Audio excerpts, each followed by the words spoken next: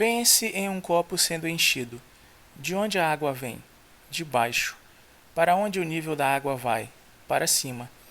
Quando a água atinge a borda, o copo está cheio, está completo. Historicamente, o inglês associou o movimento de subir com a ideia de preencher uma ação até o seu limite máximo. Por isso, quando usamos up em uma phrasal verb, estamos sinalizando 100% de conclusão. É por isso que você diz fill it up, encha até a boca, e não apenas fill it. O up aqui é a partícula da perfeição e da totalidade. Ele não é sobre o teto, é sobre a borda.